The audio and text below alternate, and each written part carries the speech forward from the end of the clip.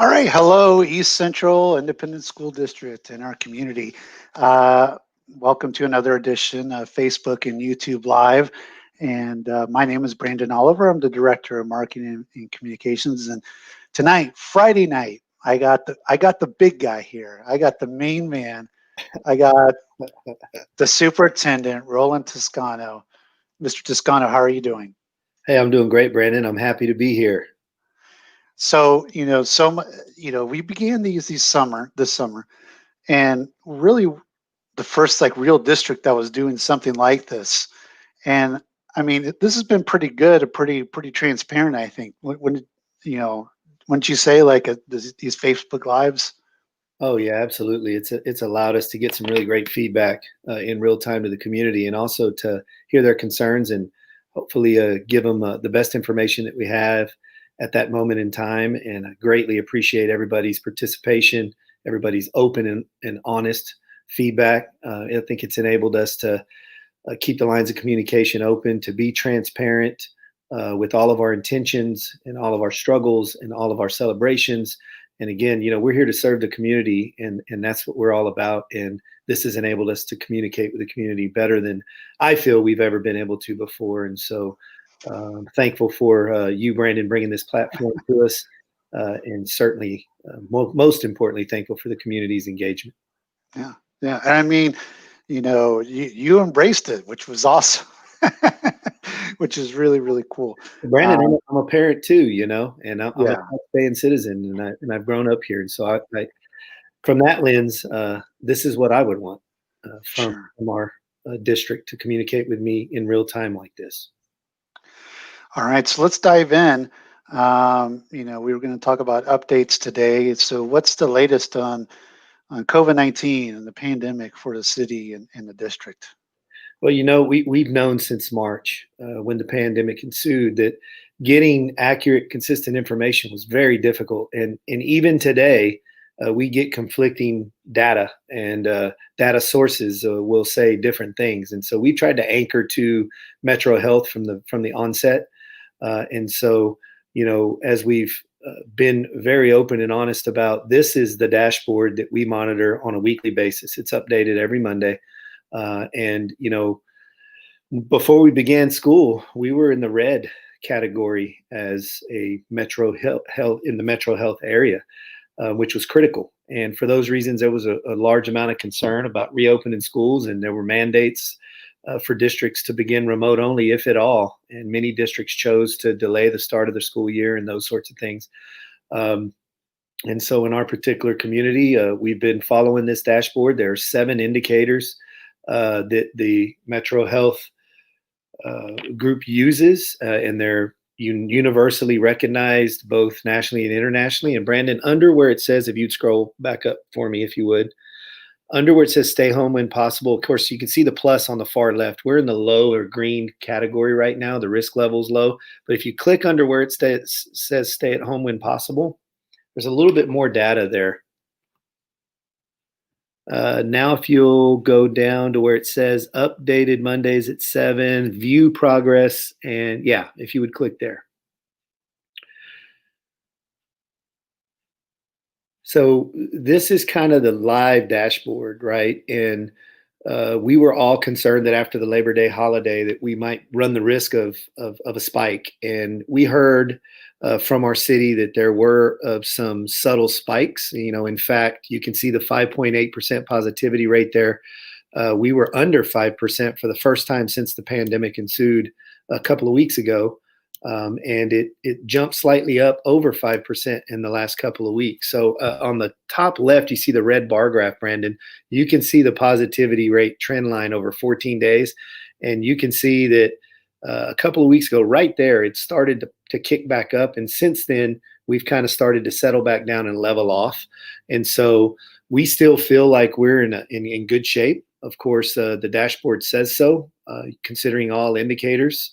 And we mirrored this, our Board of Trustees mirrored this indicator with a reentry rubric, which we've shared many times. And I want to take a look at that again with you. And so phase 1 is where we're at, given the Metro Health's data.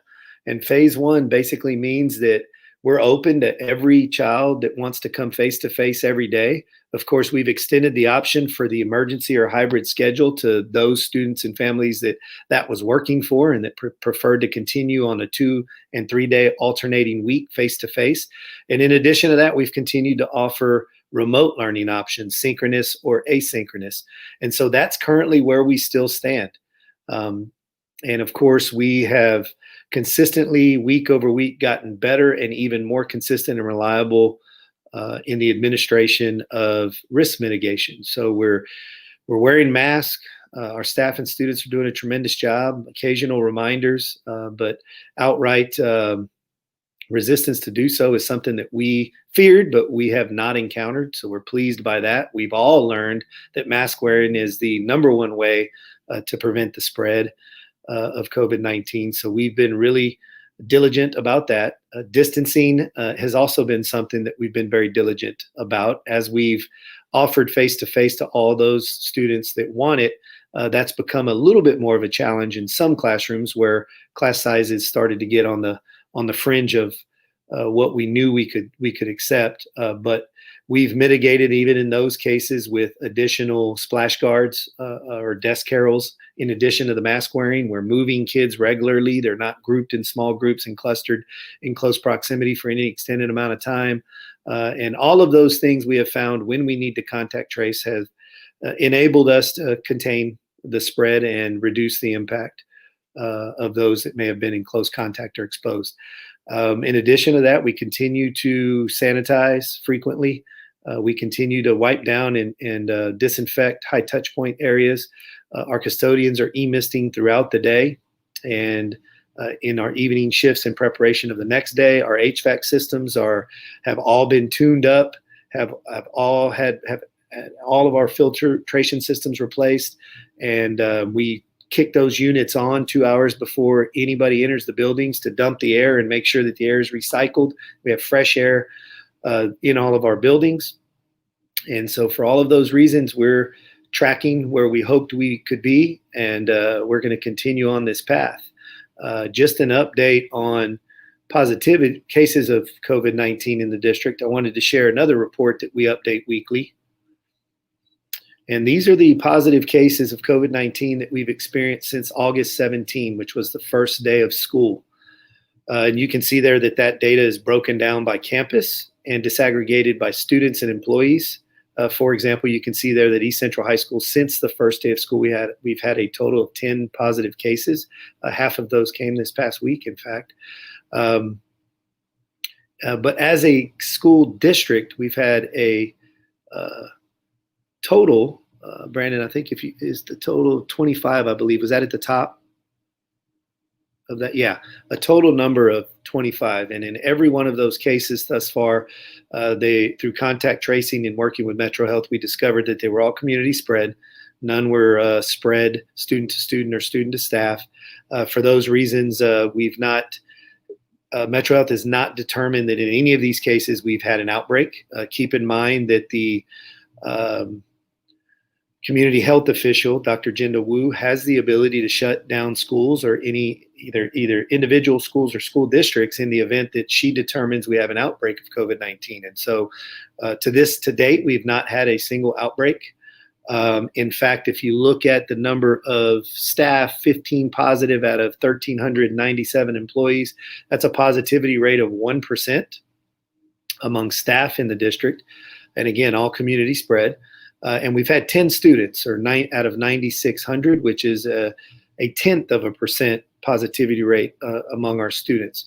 I also want to share that in an interest to add another layer of proactive support around COVID-19, we're working very closely with an organization called Community Labs.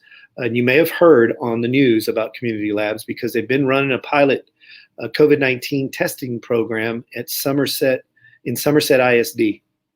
And so Community Labs was founded in part by Graham Weston, who's a co-founder of Rackspace.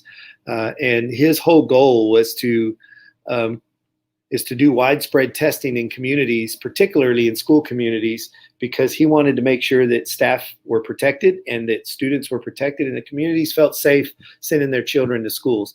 And so this is a rapid test system. Students self-administer. We've actually visited on a couple of occasions to observe how the testing takes place and how quickly it happens and how invasive it is or not to the individual students or staff being tested and to the school who's administering testing. Test would be administered free of charge. They'd be administered once a week on Mondays, and we would get the results later the same day. And the test that they're utilizing is the fastest and the most accurate available that exists nationally and internationally. And so they're very reliable. What Somerset has found in the month that they've been piloting the program is that staff have reported reduced levels of anxiety. They feel much more comfortable and safe. And parents have each and every week been comfortable sending more and more students who were remote only to school for either all face-to-face or at least partial face-to-face throughout the week. So Somerset is one of the few districts now in the area that has experienced increased enrollment this year from last year. And we think that in part the community lab partnership and the testing program that comes with that partnership has had an effect on that. And so we plan the first week of November to start with a pilot group, the CAS lead high school students, as well as some groups at the high school, some extracurricular groups, athletes and spirit and dance and others. And we're going to start with about 1,000 tests, and we're going to work the logistics and make sure that we can do it efficiently and that it works for us. And then shortly thereafter, we'll start adding more and more groups and more campuses with the idea that we want to run a school district-wide testing program for staff and students.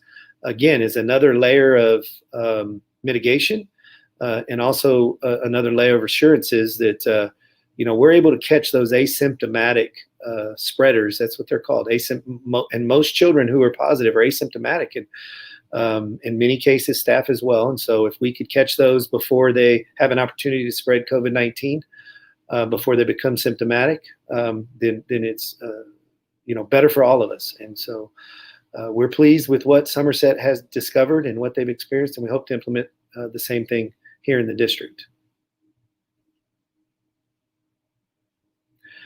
So as far as students coming to school, I wanted to share an update on where we're at with enrollment. Real quick, Mr. Toscano, I'm sorry. There was a question that pertains to what you were just talking about. Sure. Deborah said, "This is exciting. Is it fully funded?" So for the rest of this year, it is fully funded. There's some funding that the city of San Antonio received that they've contributed to this program. The Bexar County received similar funding that they were able to contribute part of their funding to this program as well. And then Graham Weston was able to generate some philanthropic dollars to support the program. And so he was able to offer it to Southside Bexar County school districts last week and extend the option for us to roll that out and sustain the program for the entirety of the remainder of the school year. So we're very excited about this opportunity. And then one more just about this subject. Is the positive cases, are they being fully reported? Yes, ma'am. These cases have to be reported to Metro Health. They have to be reported to TEA, and the report that we put together is internal because we wanted to know how that disaggregated by campus across the district, and we put that on our nurses page. And Brandon and I talked a little bit about this before the show here, that we want to make sure it's easily visible and accessible on that page. So we'll take a second look at where it's attached and make sure that that's visible as well. But TEA is reporting all of this by school district, and Metro Health has this data, and we're required by statute to report these numbers weekly. And one more popped up. It said, would this mean all students would have to be tested? So students who participate in extracurricular activities, it would be a requirement. For students who are not participating, it would be a requirement to continue to participate in extracurricular activities that they do test. But all other students, we can't require that testing to take place. In fact, we would have to have parent consent at that point. And so we're strongly encouraging students to test. I think Somerset has, I think they started with about 70% of their student population volunteering. And as weeks have gone by, more and more have been comfortable to also participate in the testing. Again, it's non-invasive. It's a Q-tip just in the base of the nose. It does not have to go up into the nasal cavity. 5-year-old children are doing it, and it's very simple and quick. Staff, it would be mandatory. Okay. All right. So let's get on to the next. I know you're getting ready to introduce student enrollment. Yeah, so I shared with you, Brandon, a spreadsheet that we're kind of monitoring weekly the number of students enrolled in the district, and we're up to just under 9,700 students. We're about 400 students short of where we ended the year last year, which is very consistent with what districts are seeing in the area and quite frankly across the state. TEA did extend the hold harmless period, meaning that because we're funded by our average daily attendance, i.e. our enrollment, and how many students that are enrolled or attending on a daily basis, this has tremendous financial implications. TEA has said, given that we're in a pandemic, that for at least the first half of the year, they're going to look back at the previous 3 years of ADA, and the average of that would be where our funding level would be for this year for the first half of the year, meaning that the decline in enrollment and subsequent decline in funding would at least be curtailed for the first half of the year. We're still very concerned and have continued to be very aggressive about trying to find the families who have not re-enrolled. In many cases, we haven't been able to confirm that they've re-enrolled in any school or even homeschool. And so we're pretty concerned about where those students are. We've got a very comprehensive effort internally, reaching out to families and getting out in the community and making home visits and just really trying to investigate where the students are on a case-by-case basis. But that being said, our enrollment has been growing. We started on August 17th with just under 9,400, I believe, and have gradually added more students as weeks have gone on. You can see in this first table that we have about 33%. If you go down that first column, about 33% of our students in the district are attending face-to-face every day. In the second column, you can see that about 19% of our enrolled students are attending on the previous emergency or hybrid schedule, meaning that they liked the 2 or 3 day alternating option, and so they've continued on that. So that's close to 50% of our enrollment that are coming face to face. On the other hand, the other roughly 50% of our enrollment are, for the most part, attending school daily synchronously, meaning that they're following their daily schedule and they're logging on to their Google Classroom live. When instruction is being provided to students face to face, they're seeing and engaging in that live instruction remotely. And then we have a very small percentage of students that are not doing either face-to-face or synchronous engaging in instruction. They're self-progressing. So similar to what a homeschool student would do, except for they are using our recorded instruction, our instructional support, instructional modules, and facilitating their own learning through our teacher Google Classrooms. And so, what I'll say about all of that is that the students that are coming to school day to day on a daily basis, 5 days, are progressing at a little bit better rate than those that are coming face to face 2 or 3 days a week. And the ones that are coming face to face 2 or 3 days a week are progressing academically at a better rate than those that are coming only synchronously. And the ones that are coming only synchronously are progressing more so than those that are only coming asynchronously. So that's very consistent with the data that TEA put out in the spring after the initial closure. It's also consistent with the data we see from virtual schools and that sort of thing.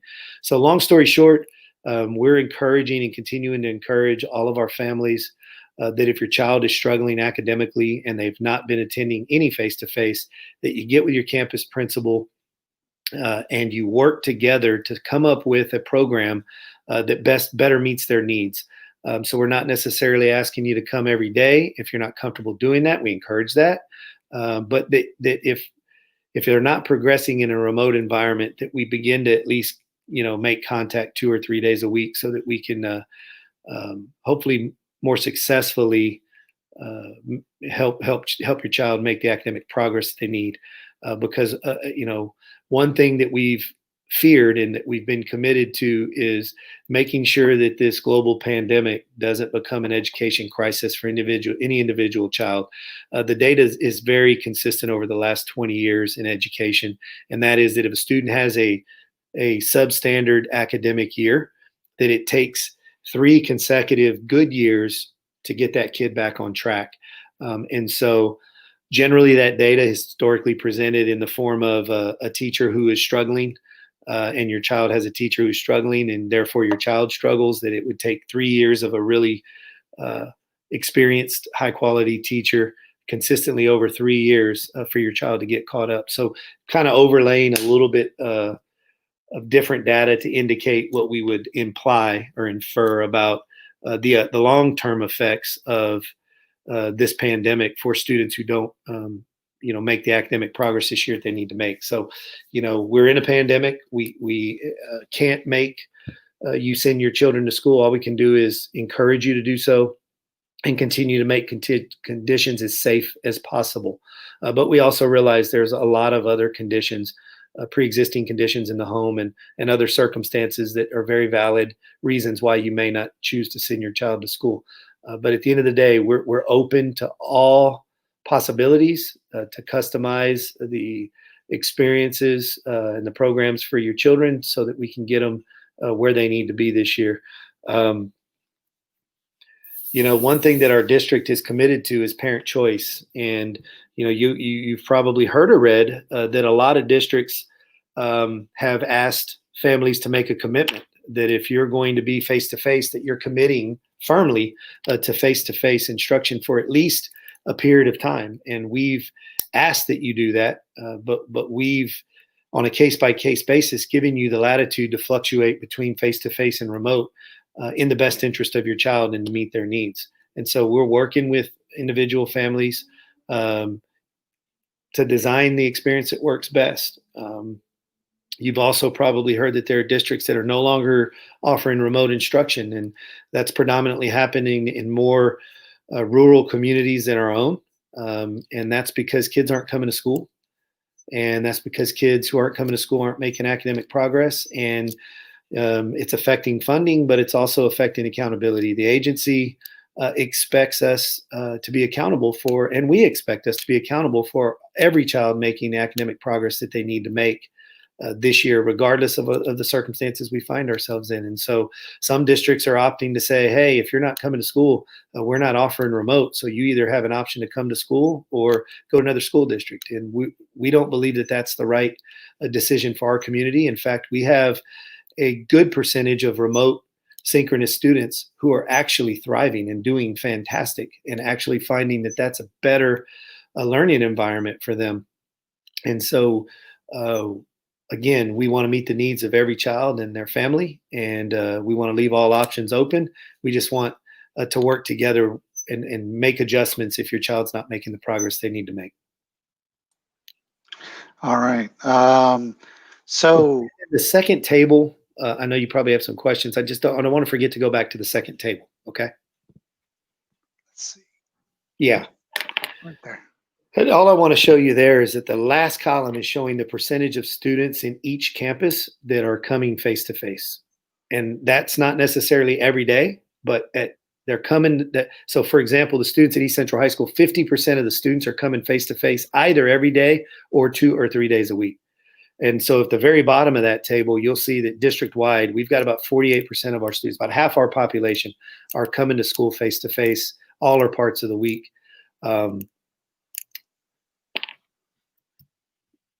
All right. Thanks, Brandon. All right, thank you. So yeah, it is question and answer time, and of course, a lot of parents already are having some questions. No, Ashley Ash, she always asks me this. I think she asks me like every other week. If our numbers keep steady down, will parents be able to eat lunch with their babies this school year? I'd love to say that that's a possibility, and I won't say that it's impossible. I just know that that's one of the things that we've had to do to mitigate risk, right, to the extent possible. And so, Miss Ash, I hope we get to a place before this year's over where we can loosen that up. But it's definitely one of the things that was strongly recommended from the CDC and Metro Health and all of the health officials that kind of advised our reentry plans. And so, if and when that opportunity presents itself where it makes sense, we'll certainly do that because we love to have our parents in our schools with their children uh, because these schools are all of our schools. So we handle the tough questions here. That's part of the transparency. Rose Garza, she initially stated that she was not happy with the way the school is handling when it comes to the virus. We asked, to please elaborate, and she put, "I wish you could close the school down for a week and cleanse the whole school down, so I could feel safe returning my son back to school." Yeah, I appreciate that, Ms. Garza, and that's a fair point of view. Um, what we have found is that whether we disinfect um, like you're describing, it's not going to make a difference unless students are wearing masks, students are sanitizing, we're wiping down touch points, and we're implementing all the risk mitigation behaviors that we've been implementing. But in addition to that, that students and families outside of school are also following the same risk mitigation variables. And so, we are sanitizing our facilities, our classrooms, and our furniture daily throughout the day, and completely sanitizing our facilities before the start of the next day to include our air quality. But we are prepared if in the event we see a spike in the numbers, or if in the event we have any outbreak as determined by health officials through contact tracing, we are prepared to shut the school district down for one day or for longer if need be, and shift to remote instruction so that we can do just what you described and wait for conditions to be appropriate for us to reenter. I can tell you, Ms. Garza, that we've been following all of the guidance and we've been very diligent. And again, our positivity rates in ECISD are at or lower than the positivity rates in the zip codes that we live in here in the East Central community, as well as the zip codes across the county and city of San Antonio. So I feel like we're doing the best we can. We're keeping our kids and our staff safe, in many cases safer than they would be outside of school. But missing a year of instruction is significant for students, particularly our youngest learners, and particularly for students who were struggling academically before the pandemic. And we're essential, and the function that we provide as a community school system is education. Just as healthcare workers provide healthcare and first responders provide the services that they provide, and HEB and its employees provide the essential services they provide. And so we feel like it's our duty and obligation to continue to the extent possible to provide instruction for our students and to the extent possible face-to-face. But we're not going to risk the safety and well-being of our students and staff along the way. And that's what we've been consistently doing, and we'll continue to do that. And again, Ms. Garza, when appropriate, we'll shut it down. Won't hesitate to do that. Thank you for that question, and thank you for that answer, Mr. Toscano. She joined the show a little late, so she was asking about the testing, and I know we talked about it at the beginning, but about the state's plan to increase testing in schools. Is the district asking to be funded to test students, and how would that work? I don't want my kids tested off if they're not having symptoms and without me present. I know you did address it at the beginning, but yeah. So, Ms. Marr, you won't have to consent to testing if you don't want to. We were just offering it and encouraging it.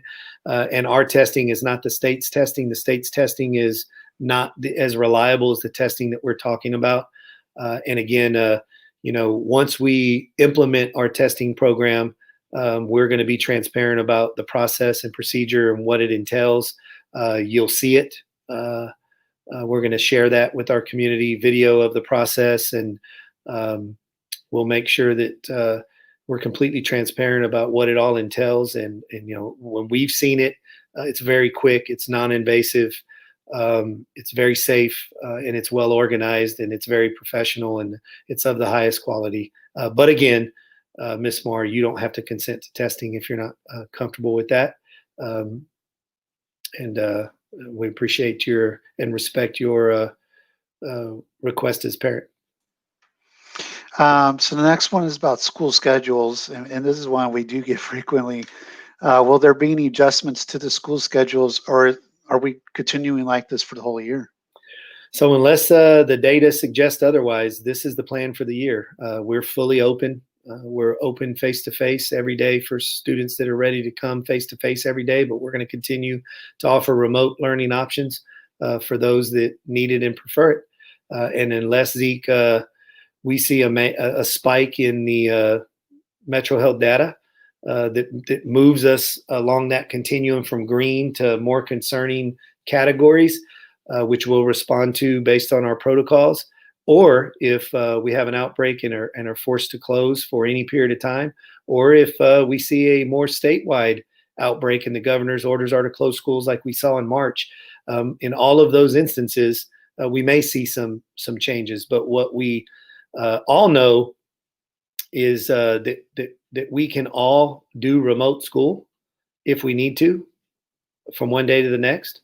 We also know that we can deploy the emergency schedule for every student system-wide, meaning that, we'll split the student body in half again, and some will come 2 days a week and some will come 3 days a week, and then the following week they'll alternate to keep the number of students coming to school smaller if we need to control population density.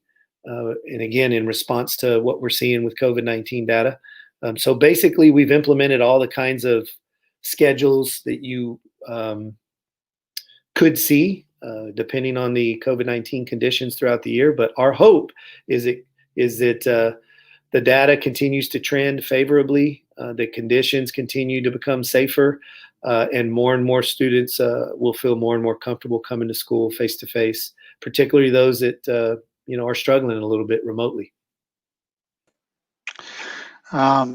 So on that line, scheduling, transportation schedules, are they going to be adjusted? And my son is getting home close to 5 p.m. and school ends around 3-ish.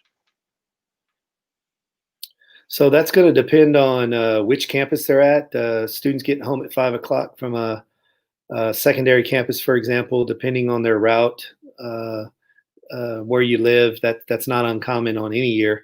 If it's an elementary a route, then we would want that bus information, and we can take a closer look at the way that route is set up, and how we utilize that bus throughout the day, and see if we can come up with a more efficient adjustment. And so, Ms. Moreno, if you could share with Brandon that bus number and the campus your child attends, then we'll take a closer look at it and see if there's some operational efficiency adjustment opportunities there, and we'll definitely consider that and make the appropriate adjustments.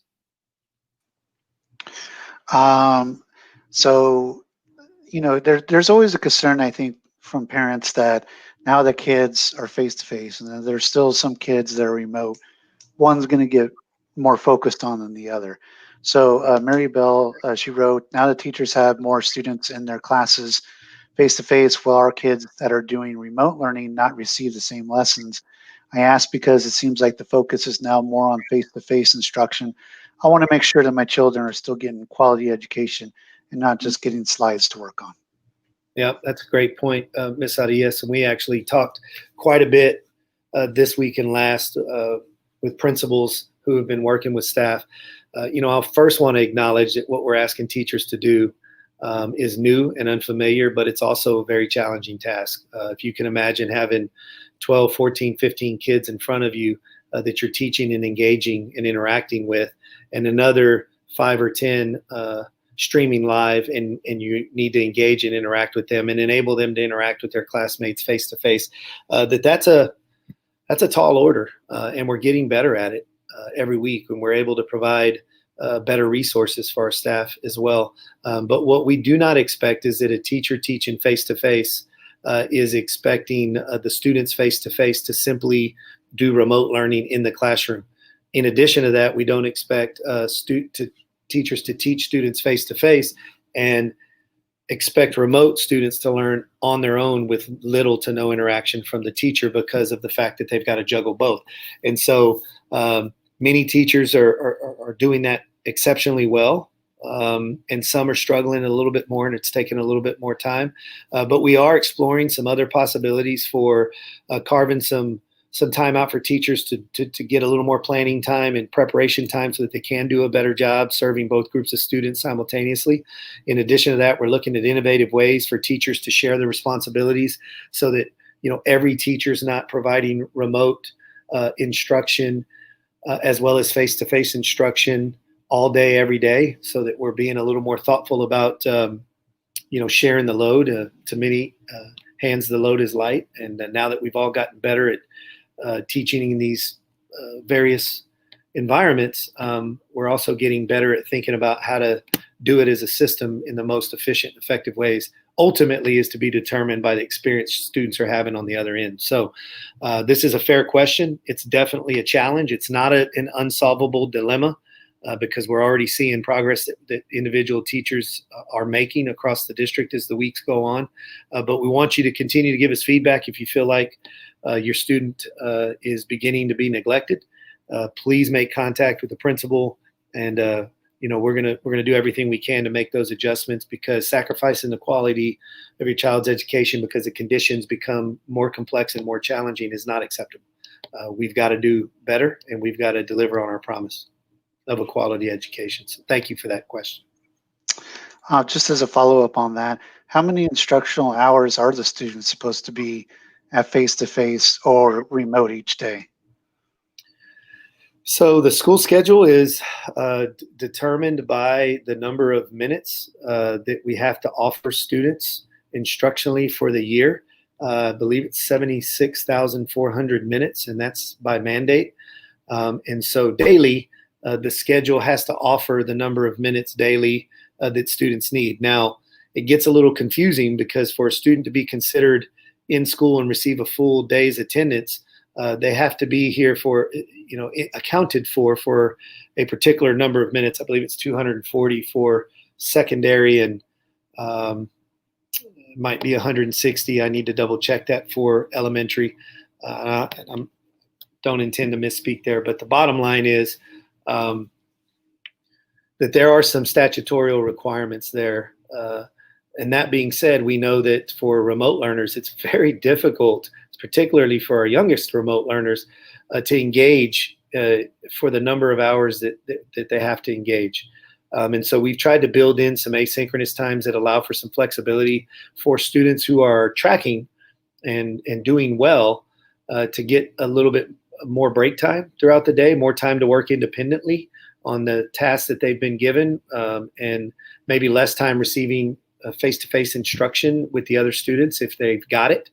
But it also then means that students who are struggling a little bit more can get a little bit more individualized attention during the asynchronous times. But those asynchronous times built into the elementary and secondary schedules are part of the school day.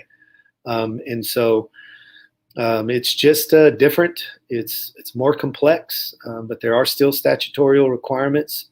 And we're just trying to give ourselves as much flexibility to meet individual student needs, not overwhelming students while at the same time not shortchanging them. So if you've got some specific feedback about your child's experience, Mr. Yanes, we need that so that we can make sure that we're delivering on what our intentions are.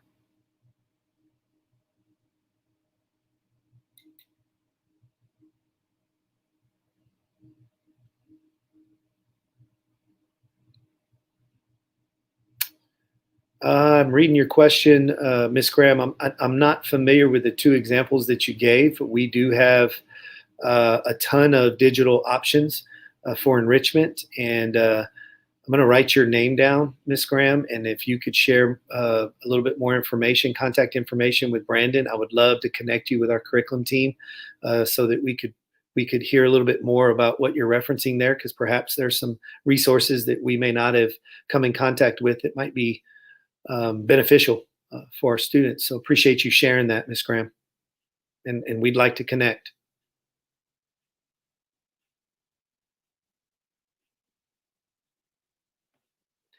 Absolutely, Ms. Garza. We strongly encourage that you do. Teachers have gotten a bad rap for a long time, particularly in recent years, and very much unfairly. In every profession, there are some that don't rise to the standard. And oftentimes, the rest of those in education, it seems like the perception of a bad apple is superimposed on the majority. But what I can tell you is, I'm in schools daily. I'm in classrooms daily.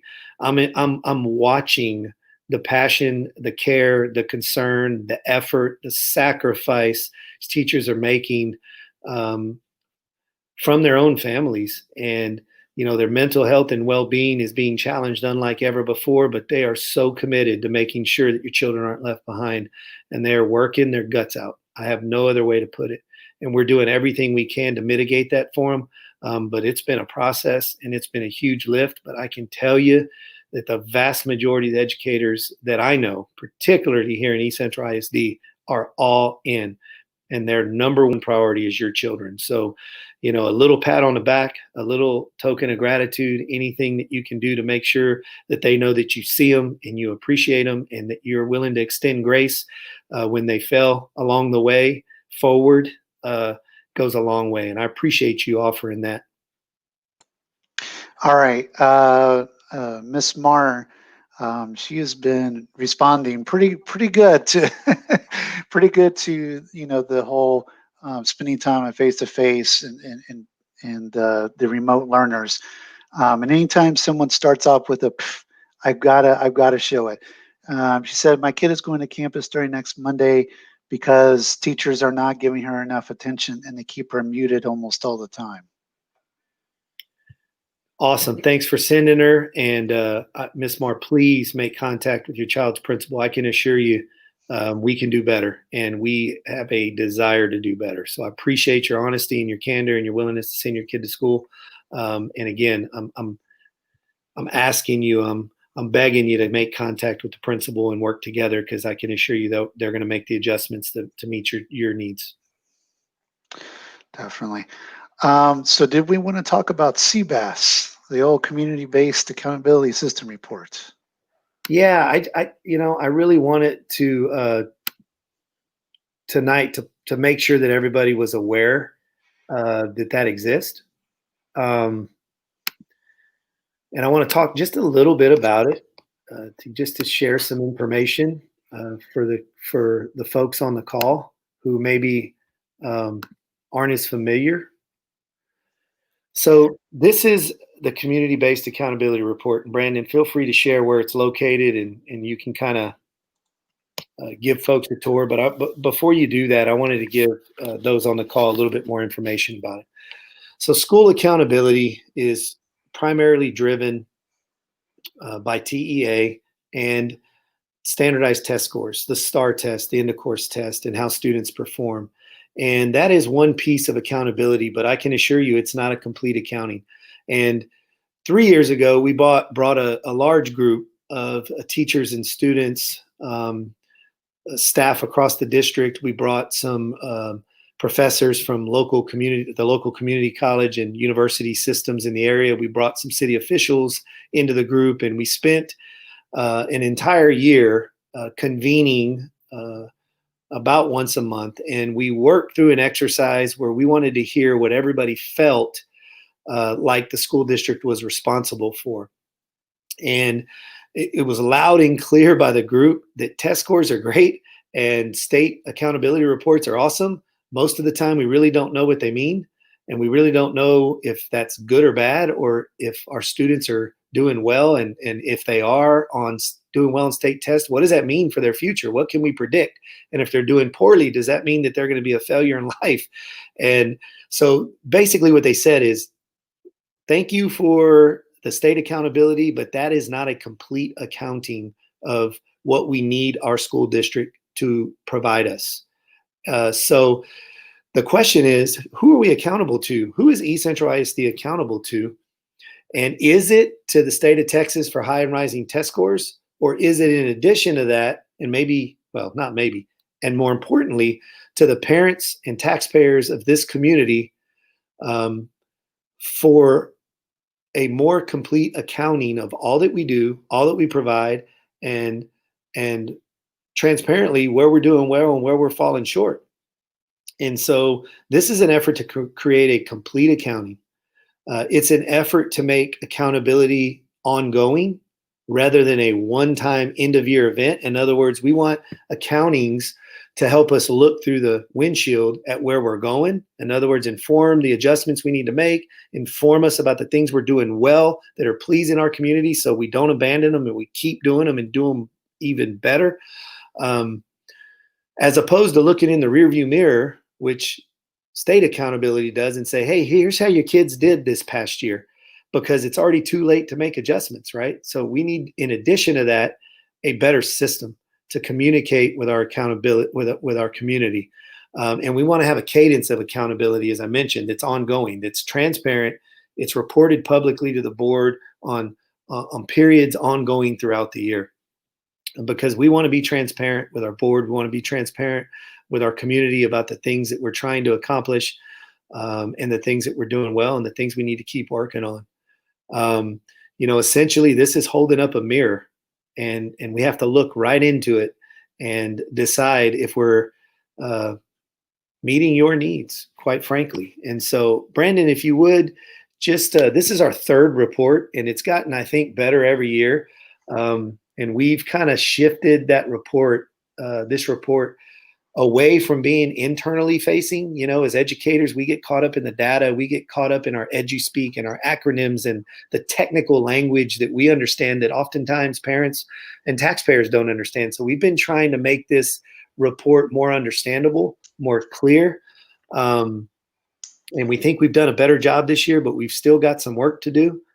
So Brandon, if you would, just give our let's take a look. Sure, yeah. So you can access the community-based accountability system report now at the website, ecisd.net. It's right at the top with the rotating images, and you'll see one of them being the link for the community-based accountability system report. Just click on read more. There'll be a nice intro video from Mr. Toscano, and then you can actually access the previous reports as well. But 2020 is the most recent.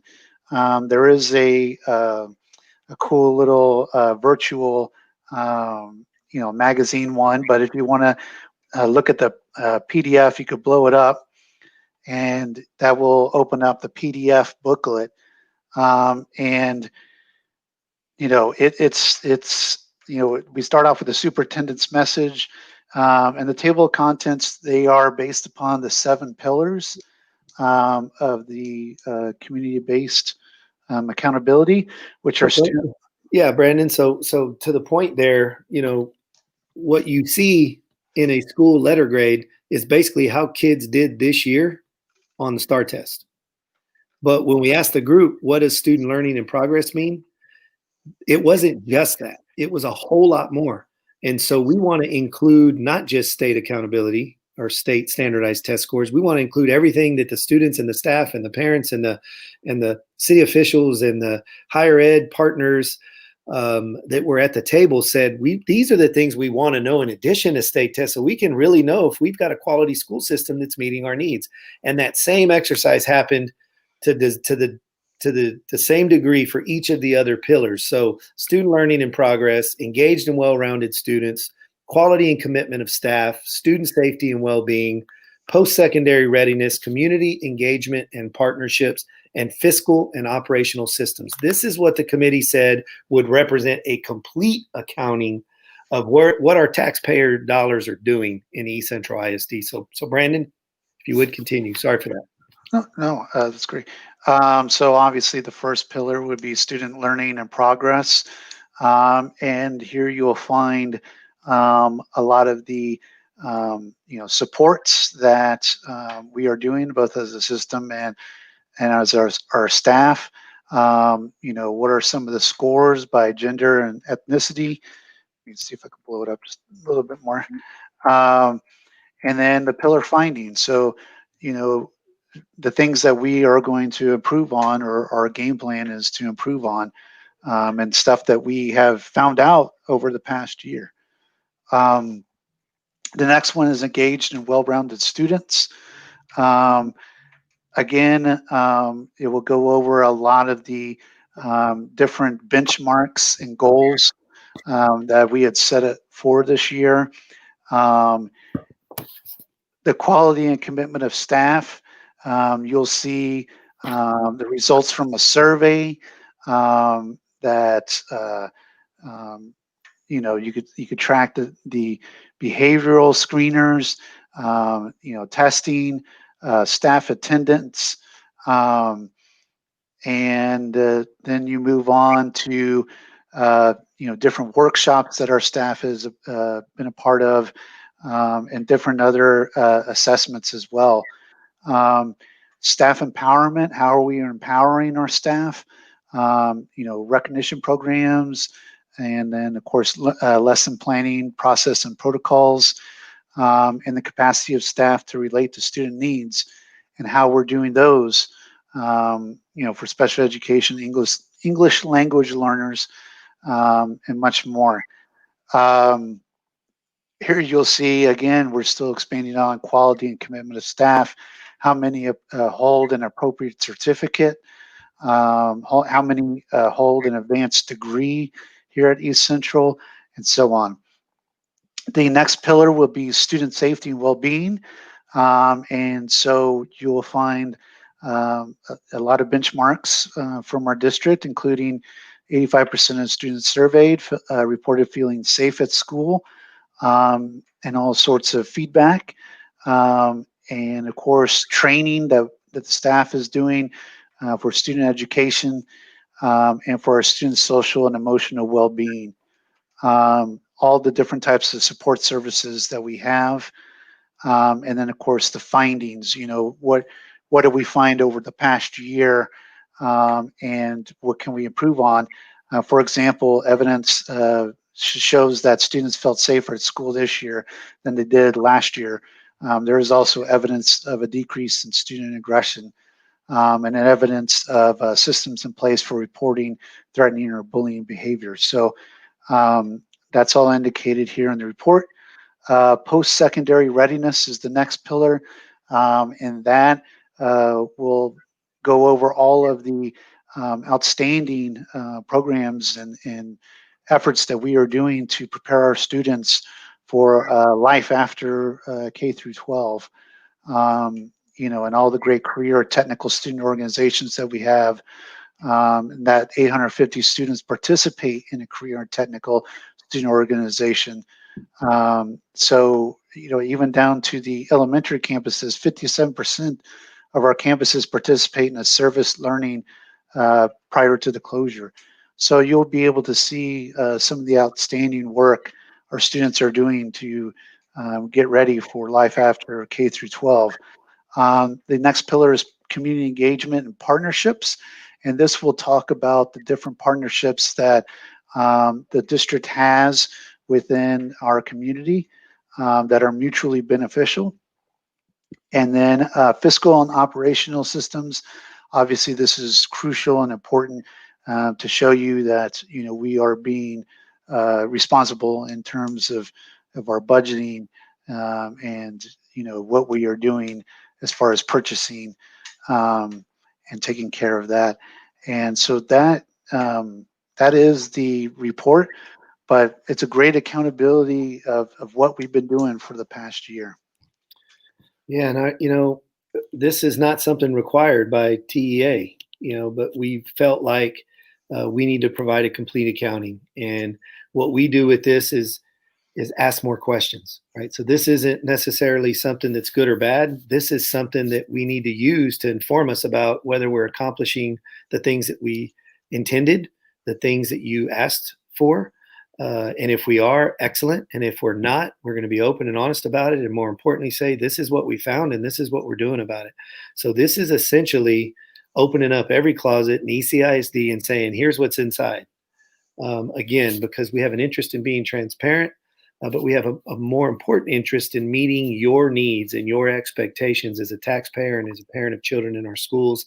And we want to be accountable to you.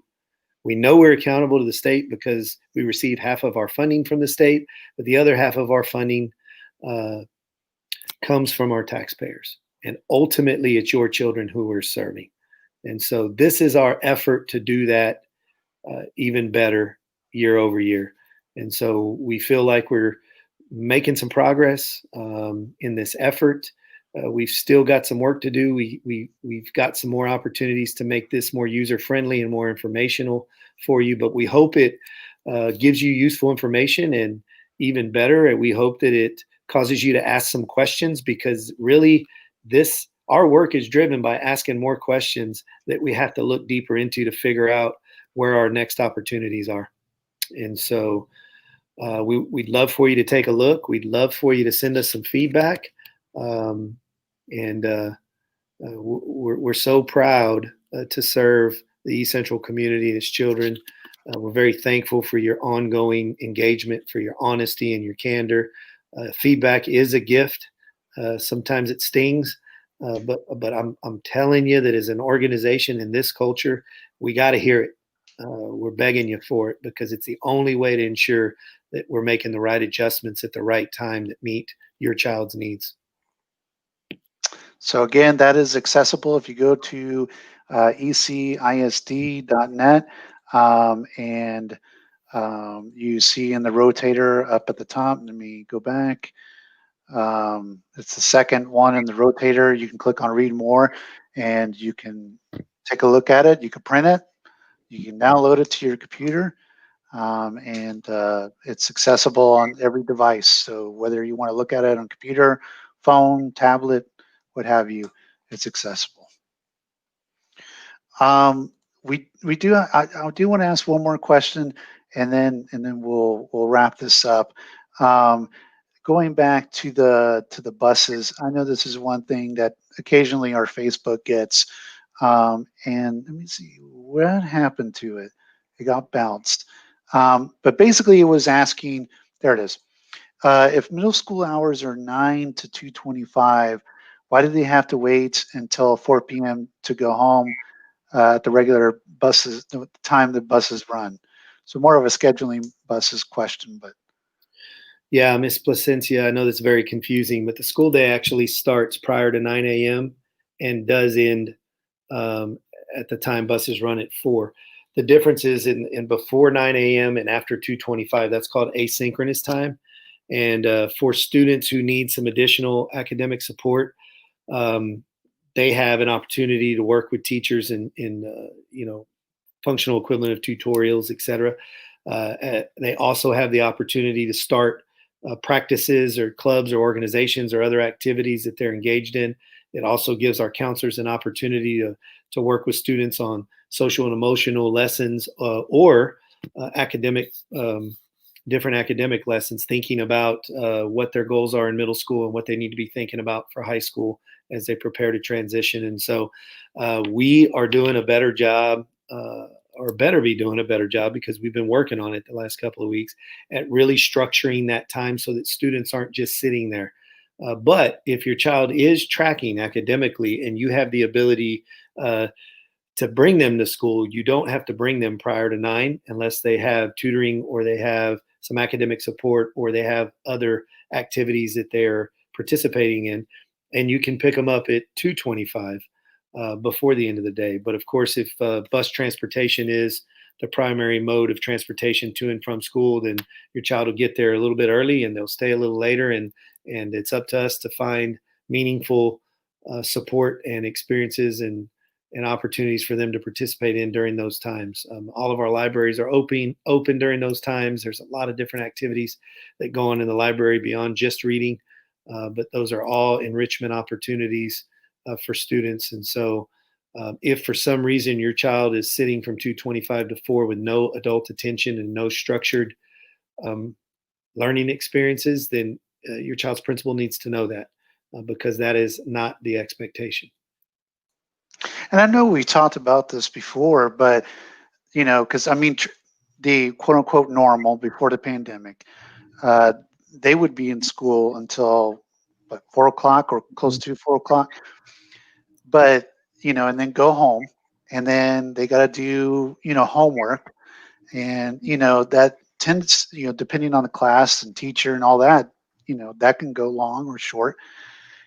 I love the idea, and I wish they had this when I was a kid, where they had, okay, we're going to end it at, the class time ends at two something, but for the next 2 hours, you get to knock out all your homework, or as you said, do enrichment activities and stuff like that.